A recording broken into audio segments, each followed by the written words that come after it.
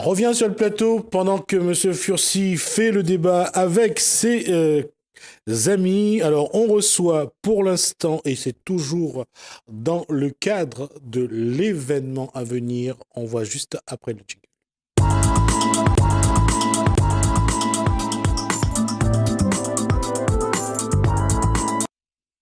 C'est chouette d'avoir le tableau devant et de ne pas voir le télé écran. On va juste le témoin écran. On va juste rappeler qu'on reçoit Michel Lebon. Bonsoir. Métis Artline. Artline. Association diverse culturelle du patrimoine de la Réunion. D'accord. On va présenter Marco Salama parce que je vais lui demander de ne pas taper sur la table. Merci. Voilà. Il finira par danser sur sa chaise tellement il a la bougeotte. C'est nerveux. Marie-Claire Janssen, vice-présidente donc de l'association, et puis également Jean Furcy. Si vous le regardez, vous verrez qu'il ressemble beaucoup à l'esclave Furcy.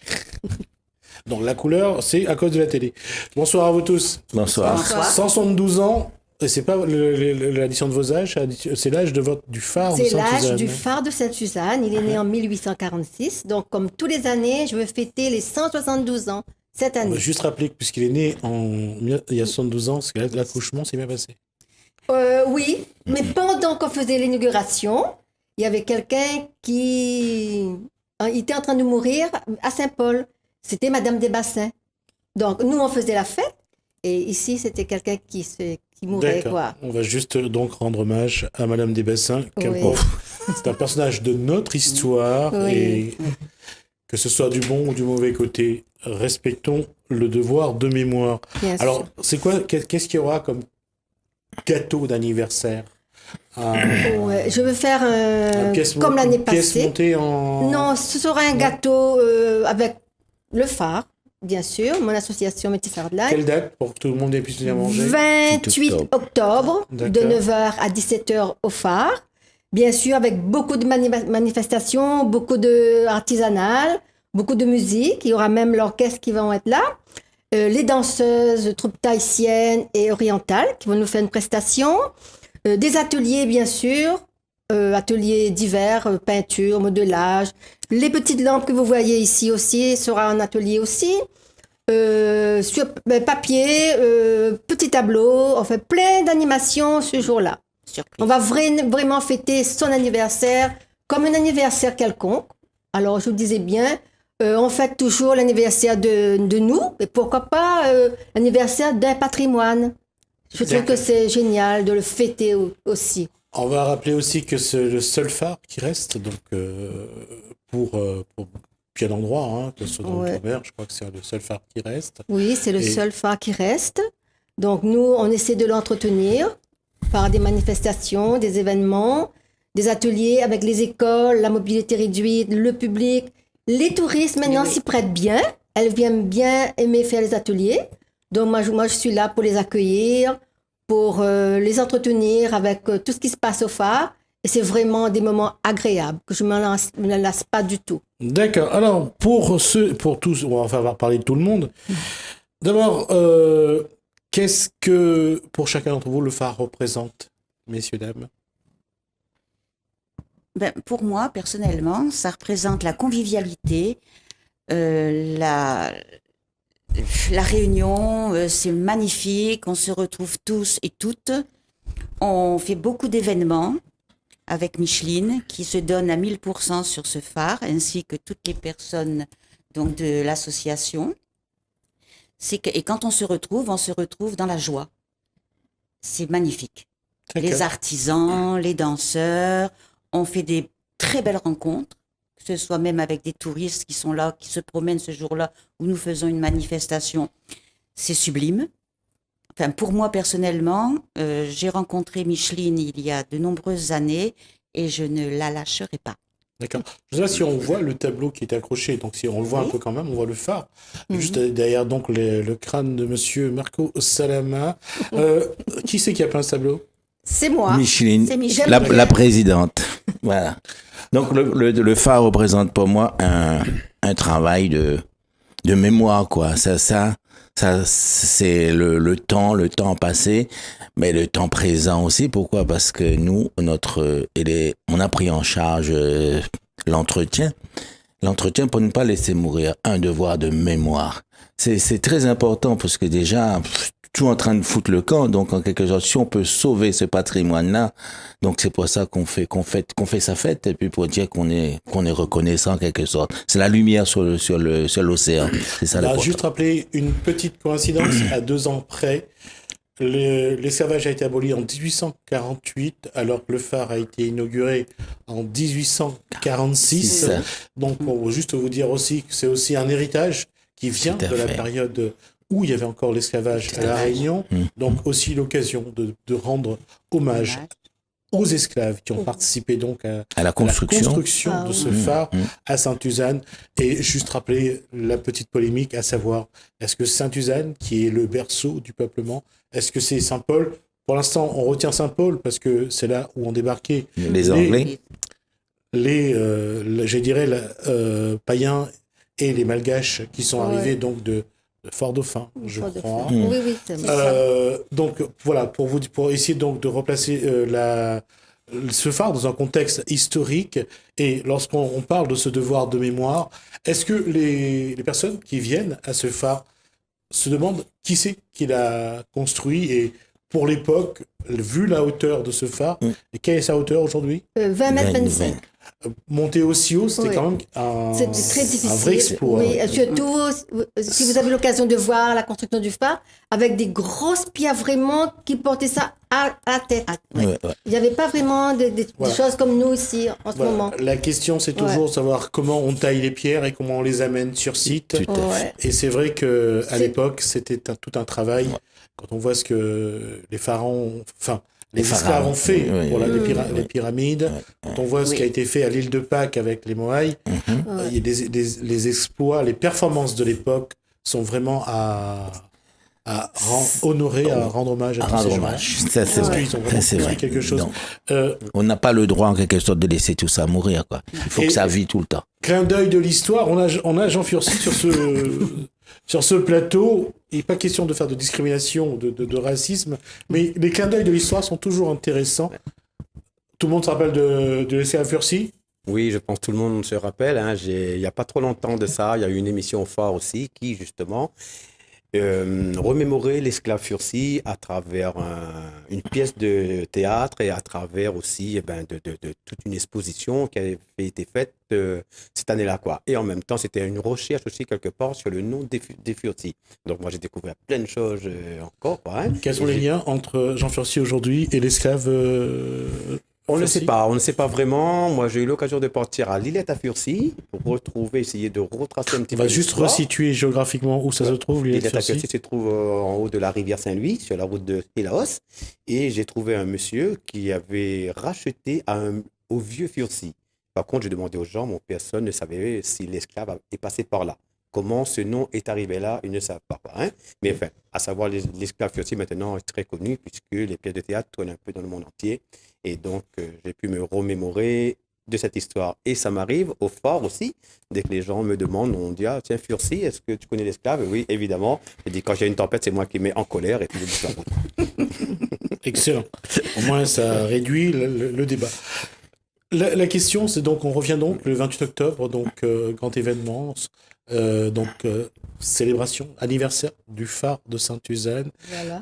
Qu'est-ce que vous, et la question est pour vous quatre, et il nous reste 6 minutes, qu'est-ce que vous pensez qu'il faut continuer à faire pour le devoir de mémoire, pour commémorer, et surtout pour que la Réunion, dans son ensemble, n'oublie pas.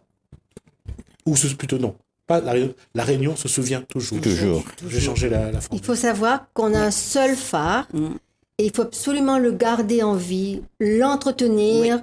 Il y a beaucoup de gens qui me demandent de monter là-haut, mais c'est pas possible pour l'instant. Le cyclone Fakir a détruit un peu là-haut, donc il y a des équipes qui sont en train de travailler dessus, mais pour l'instant, c'est pas possible. On pourra pas monter en haut le 28 octobre, mais on va faire en sorte que la journée soit aussi agréable. Je vais faire des jeux pour remporter des petits cadeaux. Je vais poser des questions phares. Quand elle a été construite, qui était le dernier gardien, qui était son... Le nombre de marches. Voilà, un nombre de marches, tout ça dans l'ensemble, pour qu'ils soient contents de cette journée-là et qu'ils puissent revenir quand vraiment tout est prêt, quoi. C'est-à-dire que le phare aussi, c'est un endroit très culturel, à savoir que quand les enfants des écoles viennent, ils viennent faire des ateliers peinture avec Micheline, soit avec moi, avec les petites lampes, et on leur raconte l'histoire du phare. L'histoire du phare est très, très, très, très riche, et même l'histoire culturelle de Sainte-Suzanne, à savoir le bassin bœuf, et tout ce qui tourne autour, quoi. Et tout ce qui tourne autour, ben, c'est le phare. Le phare est quand même un endroit très culturel à apprendre aussi aux jeunes et moins jeunes, quoi. Chaque fois quand ils viennent là-bas, je leur demande, vous connaissez le phare? Non, c'est la première fois, alors qu'ils habitent à côté, donc hop, on leur passe un petit peu d'histoire. Oui. Et hasard de l'histoire, on va juste rappeler que le train passait Sous le tunnel du juste à phare, côté. oui. Sous le phare, il y a un tunnel, donc les trains passaient par là. Et bien sûr, nous, maintenant, on a gardé ce côté patrimoine. On ne l'a pas détruit, on garde tout ça. Mais évidemment, il n'y a plus de train. Mais c'est beau, ce tunnel sous le phare, c'est vraiment l'histoire du patrimoine qui reste, quoi. Et qui sert de piste cyclable aujourd'hui, quoi. Tous les cyclistes ou les randonneurs, ils passent dessous. Tous ceux qui aiment marcher, Ah ouais. qui passent par là. Ouais. C'est vrai qu'il y a une voûte, Oui. Super, C'est magnifique. superbe. une voûte verte qui est là, qui est magnifique. Et c'est vrai que c'est un moment qui est rempli d'histoire parce qu'on voit toujours Oui. les vestiges. Hein. Oui. Même quand on fait le littoral nord, on va vers, pour ceux qui sortent de Sainte-Suzanne et qui vont à pied ou en vélo vers Sainte-Marie, Saint-Denis, il y a encore ces morceaux de rail. De rail. de Ouais. vestiges Ouais, ouais, de mais l'histoire. ouais, Et ouais, c'est c'est vraiment ça qui quelque est- chose. ouais. C'est vrai qu'on sent un petit peu ce moment-là. Mais pour revenir à ce phare, est-ce qu'aujourd'hui, les classes primaires ou autres, collèges et lycées, viennent visiter, viennent découvrir, viennent apprendre l'histoire? Ah oui, bien sûr. Moi, je suis là pour raconter l'histoire, les écoles, la mobilité réduite, les personnes âgées. J'ai encore 2 groupes qui arrivent vendredi prochain pour raconter l'histoire et être avec nous vraiment à la découverte de ce phare-là. Donc, c'est un lieu vraiment à ne pas manquer. Et les écoles, la mobilité réduite sont vraiment très, très surpris de voir ce beau bâtiment qui est notre héritage, quoi. Qu'est-ce qu'ils ont envie de savoir? Qu'est-ce qu'ils ont envie de connaître sur ce phare? L'histoire du phare. Raconte-leur l'histoire du phare, c'est vraiment génial. Et à savoir. Et à des quoi ça jeunes servait le phare. qui posent des questions. Hein. Ils restent pas là vraiment à visiter, non. regarder. Ils posent des questions. Les gardes, comme ça, le gardien du phare, les derniers, etc. quoi, ça Le fait- dernier, il est à Saint-Denis, je crois, maintenant, non? C'est la dame. C'est C'est la dame. C'est Janine Baïf qui est à Saint-Denis. Ouais. Ouais. Il y a le gardien, il est décédé. Ouais. Le dernier gardien. Oui. D'accord. Et Ouais.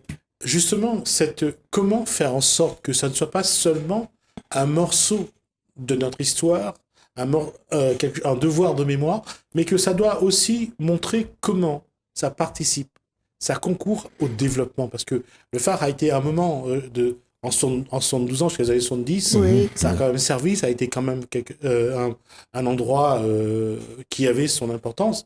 Comment aujourd'hui dire que finalement ce passé-là, bah, c'est aussi le présent? Pas bien sûr, c'est Oui, aussi le présent. c'est Oui. hein. Ah oui, oui. C'est notre Comment patrimoine. vous le dites aux gens qui viennent les visiter? Visiter le phare. Et visiter le phare, c'est vraiment découvrir notre culture de La la Réunion, culture, notre phare, l'unique phare. C'est bien de l'avoir ici à Sainte-Suzanne. La culture de la Réunion, ça veut dire quoi? à ce moment-là? La culture de la Réunion, ben, La tout ce culture que- créole. la on parle un culture petit peu de créole, tout. on parle de tout. Voilà, c'est la culture créole En fonction des réunionnaise. tableaux, bien Réunionnaise. souvent, pardon. Oui. En fonction des tableaux, en fonction des expositions, ben souvent on raconte, explique, voilà, voilà. à Les travers thèmes. un tableau, on raconte l'histoire, c'est la case en paille, ou etc. Comment c'est fait, à quoi sert le phare d'ailleurs, à savoir les 2 rochers qui est au large. Et donc, le nom. Le cousin et la gens, Marianne. Le cousin et puis la Marianne. Donc, il y a plein d'histoires. Elle est riche d'histoires, même quand les gens arrivent, des fois, on passe des oui. heures à la raconter. Mhm. Ouais. C'est ça. Oui, Marco, ça va. Ce serait bien aussi que maintenant qu'on se tourne, qu'on crée un projet de tourner un peu vers la mer. Le phare, c'est la mer. Je sais qu'il y a des idées là-dessus pour qu'on puisse arriver par la mer à ce phare. Il faut qu'on arrive à travailler ce sujet-là. C'est ça qui va le faire développer davantage le phare et donner son importance à ce phare. Marco, ça va sous-entendre que le Réunionnais n'a pas ce lien à la mer qu'il devrait avoir? Non, moins. Ils sont plutôt terre. Ils tournent le dos à la mer. C'est qui est un peu dommage. Parce que la mer, oui, c'est vrai, avec tous les embûches qu'on trouve à la mer, je suis tenté de le comprendre. Mais après, il faut évoluer, il faut aller de l'avant. Il faut dire, voilà, la mer, c'est notre aussi, c'est notre patrimoine, Oui. c'est à nous, etc. Et on est bercé par la mer. Alors, allons-y. C'est vrai, il y a un effort à faire à ce sujet-là. Avec Et un petit brin de oui, je dis ouais, ainsi, mais en le gros, le faut phare peut comprendre. servir de relais. Vous comprenez, le phare peut servir de relais. De Sainte-Rose, après Sainte-Rose, le port de Sainte-Rose aurait été au phare. Et puis on va à Sainte-Marie. Voilà. Ce Ça, on sera, l'a vu. ce sera C'est ce qu'on voulait faire. Ouais, on voulait Ouverture. faire ça, on voulait faire Ouverture. justement. Je voulais faire ça, moi, Ouais. justement Alors, pour on la va fête juste préciser des ce que vous vouliez Maris. faire. Alors, je voulais donc partir de Sainte-Marie avec l'association Acomar et RAM pour arriver au phare le jour de la fête des marins. Mais malheureusement, nous n'avons pas trouvé de bateau, d'embarcation pour nous amener par la mer, arriver au phare. Donc, les marins arriver à leur phare, à notre phare, en bateau. Impossible. C'est très dommage. Et ça éviterait pas mal d'embouteillages en Voilà. plus, parce que la mer a développé, ce serait beaucoup plus facile de Oui, faire Saint-Denis ça, on avait au phare, vraiment avec Oui. par la Micheline, mer, de passer par la route. On avait cette idée-là, cette mais idée-là, c'est et difficile. j'ai essayé d'aller voir donc au port de Sainte-Marie, démarcher pour essayer d'avoir un bateau pour nous amener. Pourquoi ils ne veulent pas? Mais il n'y a pas de débarcadère, on va dire. Ouais, Voilà. il n'y a pas Ils ça. ne veulent pas prendre le risque que leur Voilà, embarcation voilà, aille sur voilà. les rochers. Voilà. C'est quand même... Voilà. Et c'est dommage parce que ça aurait été quelque chose de super. magnifique. Ouais, c'est sûr. Je vais juste faire un petit point d'histoire tout à l'heure lorsqu'on parle de phare. Vous savez d'où vient le mot phare? Est-ce que vous savez quel a été le premier phare dans le monde? Oui. Je vous Quel écoute. était le premier phare? Eiffel. Non, non. Ah. Non, non. Alors, pour ceux qui, s'il y en a qui lisent Astérix, vous aurez la réponse. Ah, mais je dis pas. Allez, mais on va reprendre, c'est bien. C'est le Tour de Pharos en Égypte. Tour de Pharos. Ah, Donc, c'est là qu'il y a le mot phare. Ils ont, Oh ils là, ont illuminé, d'accord. oui, Voilà. oui, Donc, oui, oui. ils ont créé cette tour pour éclairer justement Oui. pour montrer aux bateaux qu'ils étaient Tout plus loin à de la fait. Terre. Mm. Et ils en parlent. Et c'est pour ça que parfois dans les bandes dessinées, vous avez des points d'histoire qui sont assez surprenants. ouais. Et c'est vrai que, bon, on a été vérifier un petit peu tout ça, et c'est vrai que le premier phare, donc c'est le Tour de Pharos, c'était en Égypte, donc je pense pas me tromper, et c'était pour dire, hein, voilà, pour indiquer Au navire aux marchand. qu'ils navires étaient- marchands, donc. navires marchands, surtout la nuit, qu'ils n'étaient pas trop loin de la Terre, et c'est vrai que ça a son importance. Ça a son importance d'autant plus à Sainte-Suzanne, et c'est vrai que Sainte-Suzanne a été un des endroits où ont débarqué en premier Oui. ceux qui sont venus à La Réunion. Bien sûr. Oui. Donc il y avait la baie de Tout à fait. Sainte-Suzanne, Saint-Paul, et puis il y avait Saint-Denis également. Bon, là, ça Oui. relève plus d'une autre stratégie, surtout lorsqu'il y a eu la Deuxième Guerre mondiale. Je reviens là-dessus et sur cet élément-là. Aujourd'hui, puisqu'on est à Sainte-Suzanne, est-ce qu'on parlera également d'Edmond Albéus également ou pas? Ah oui, si vous voulez. Et Non, non, puis, oui. Est-ce que pendant Ah, cet événement, il y aura également une Non. allusion à Edmond Et Albéus? il n'y aura pas ce jour-là, mais il y aura pour une autre manifestation. Pour le 25 novembre, Oui. là, je vais créer le Montmartre artistique au phare.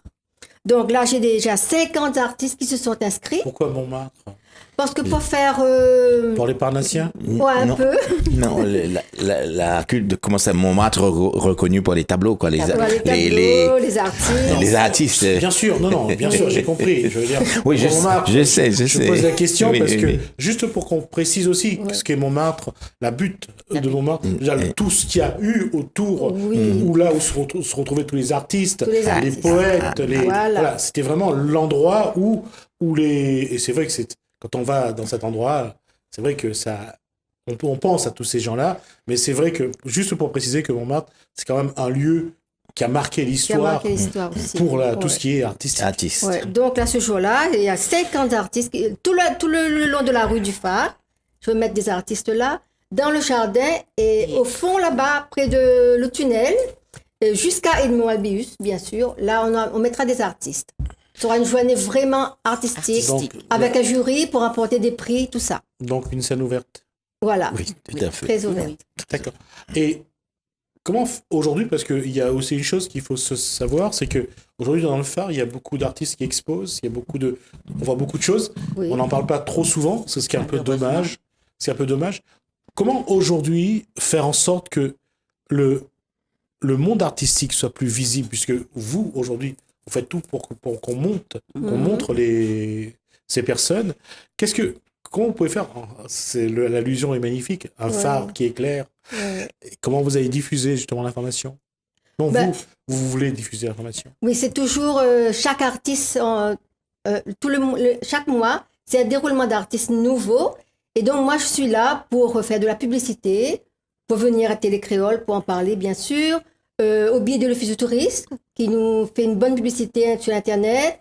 Et pour les affiches, tout ça, on essaie au maximum de communiquer avec l'ensemble de l'île, quoi. Qu'il y a une expo, qu'il faut venir voir. Et donner envie à ceux qui viennent de revenir aussi. Oui. Et ça, c'est eux qui vont ramener d'autres personnes pour leur faire découvrir. Parce que souvent, les personnes qui viennent, c'est la première fois qu'ils viennent. Ah, j'ai vu un phare, mais j'imaginais pas. Dès qu'ils rentrent dans le phare, pour eux, c'était un bâtiment avec un phare, basta. Ah, ben, vous avez une scène. Et quand on leur dit toutes nos activités qu'on fait dedans, notre association, qu'il soit couture, qu'il soit atelier, qu'il soit peinture, c'est là, ils sont étonnés et automatiquement, ils reviennent avec d'autres personnes, quoi. C'est la communication comme ça, quoi.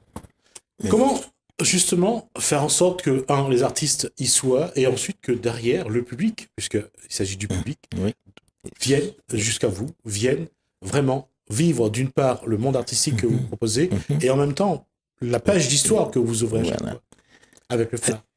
C'est toujours ce côté publicité, communication. Les écoles, j'en ai plein qui viennent tous les jours. La mobilité réduite, pareil. Donc, toutes les semaines, j'ai toujours un groupe d'enfants ou de personnes âgées qui viennent faire du modélage ou de la peinture. Toutes sortes d'ateliers qu'on a au phare, ils viennent. Combien de personnes vous recevez plus ou moins chaque année? Chaque année, beaucoup. Hein. On n'a pas eu encore... Oui, beaucoup de personnes. Pas encore compté. Par jour, mais... on a au moins 200 personnes par jour. Hein. Oh oui. Ah oui. De public ou... Mais la petite chose que j'ai remarquée, c'est les locaux. Les locaux, c'est spécial, c'est les dimanches. La semaine, on ne les voit pas du tout. C'est plutôt le dimanche, le week-end. Alors, on va rappeler... Attendez, avant de continuer, les vecteurs, si vous avez reconnu, le vecteur de la communication, c'est la télé, c'est les journaux, etc. Il va falloir qu'on se tourne parce que je vois que c'est pas trop assez répandu la communication à ce sujet, médiatisé. Donc il va falloir qu'on trouve les journaux, se communiquent. Oui. C'est ça, c'est le vecteur de la communication, c'est les journaux et la télévision. Pour ceux qui n'ont pas compris ce que Marco Sava vient de dire, c'est que vous le verrez plus souvent sur la télé, parce qu'il viendra plus souvent nous raconter ce qui se passe au phare. C'est ça, Marco Sava? Bien sûr, en quelque sorte, ça me dérange. D'accord. Vous êtes le bienvenu, et vous tous d'ailleurs, vous êtes bienvenus. Merci. Alors, on va juste rappeler une chose. Donc, d'abord, le premier événement, c'est... Le 28 octobre, au phare de Sainte-Suzanne, pour fêter les 172 ans du phare de Sainte-Suzanne, bien sûr. Je ne vous promets pas qu'on aura les images, mais on fera tout pour vous ramener quelques images, ou au moins vous montrer à quoi ressemble un gâteau lorsqu'il s'agit d'un phare. Oui. Et le deuxième, ça sera donc le 25 novembre. Le 25 novembre, donc 50 d'artistes dans le phare pour peindre vraiment cette journée phare. Le thème, c'est phare, mer et bateau. D'accord.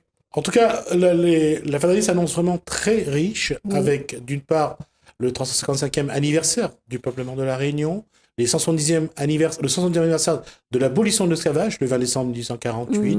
Donc là, ça sera 72 ans du phare. N'oublions pas que cette année, il y a le bicentenaire également de Lecomte de Lisle. Il y a également le centenaire de Jean Albany. Donc, une histoire de la Réunion quand même importante. J'espère que vous allez tous vivre ça en tant que Réunionnais et vivre ça pleinement. Merci à vous. Merci à vous. Merci à vous. De nous avoir suivis. Merci.